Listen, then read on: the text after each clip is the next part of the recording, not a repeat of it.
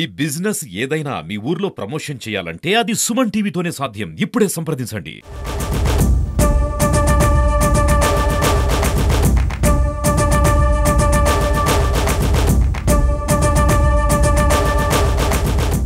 అదే ఎట్టకేలకు ఎస్ఎల్బీసీలో చిక్కుకున్న కార్మికులను అయితే గుర్తించామని చెప్పేసి ఎమ్మెల్యే అయితే చెప్పారు. ఇప్పుడు ప్రస్తుతం 8 మంది కార్మికుల్లో రేపు మధ్యాహ్నం లోపల రేపు మధ్యాహ్నం 24 గంటల లోపలే 4 కార్మికులను అయితే వెలికి తీస్తామని అయితే చెప్తున్నారు. అయితే ఆ 4 కార్మికులను కూడా అంటే వెంటనే పోస్ట్ మార్టం చేసి కెమికల్ పోస్ట్ మార్టం చేసి వెంటనే అంబులెన్స్లో తరలిస్తాం. వాళ్ళ రాష్ట్రాలు కానీ ఇతర రాష్ట్రాల చెందిన వాళ్ళు మొత్తం అంబులెన్స్లో పార్థివ దేహాలు మొత్తం అంబులెన్స్లో తరలిస్తామని చెప్తున్నారు. అయితే అంబులెన్స్లు మొత్తం రెడీ చేశారు. అంటే 8 అంబులెన్స్లు 8 పార్థివ దేహం అంబులెన్స్. అంటే ఒకవేళ 8 కార్మికులు 8 మంది ఒకవేళ మృతి చెందితే పార్థివ దేహం అయితే పార్థివ వెహికల్ పంపిస్తారు. ఒకవేళ వాళ్ళు బ్రతికంటే కొంచెం వైద్యం కోసం అయితే అంబులెన్స్లు 8 రెడీ చేస్తారు. అంటే ఎటు తిరిగి 8 అంబులెన్స్లు 8 పార్థివ వాహనాలు రెడీ చేస్తారు. ఒకవేళ ఇప్పుడు ఎమ్మెల్యేలు చెప్పిన ప్రకారం అయితే కాంగ్రెస్ పార్టీ వాళ్ళు అయితే 8 మంది కూడా చనిపోయినారని చెప్తున్నారు.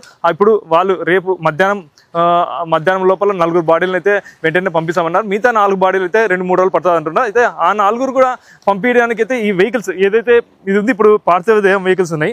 ఈ వెహికల్స్ అంటే ఇతర రాష్ట్రాలకి అంటే దీనిలో మొత్తం ఫ్రీజర్ అంటే ఏదైతే బాడీలు 8 రోజులు అయితే రేపటికి 9 రోజులు అయితే 9 రోజులు ఉన్న బాడీ అంటే డీకంపోజ్ అవుతుంటుంది. ఎలాగా పంపిస్తారంటే ఇదే వెహికల్ ఇతర రాష్ట్రాలకు వెళ్ళాలంటే చాలా మటుకు కనీసం అంటే 2 రోజులు పడుతుంది, 48 గంటలు పడుతుంది. ఆ 48 గంటలు కూడా ఫ్రీజర్లోనే ఉండాలి. ఆ ఫ్రీజర్లో ఈ వెహికల్ తట్టుకుంటుందా లేదా అనేది కూడా ఒక ప్రశ్నార్థకరం మారింది. అయితే ఎటు తిరిగి పార్థివ దేవాలు అయితే వాళ్ళ కుటుంబ సభ్యులకి అయితే అంబులెన్స్లో పంపిస్తామంటున్నారు. ఏదేమైనప్పుడు కూడా వాళ్ళ బాడీలు ఎలా ఉండేది అలా పంపిస్తే బాగుంటుందని చెప్పి సుమన్ టీవీ కోరుకుంటుంది. ఇది పరిస్థితి. కెమెరా పర్సన్ నాబాబుతో కిరణ్, సుమన్ టీవీ, అచ్చంపేట, తెలంగాణ.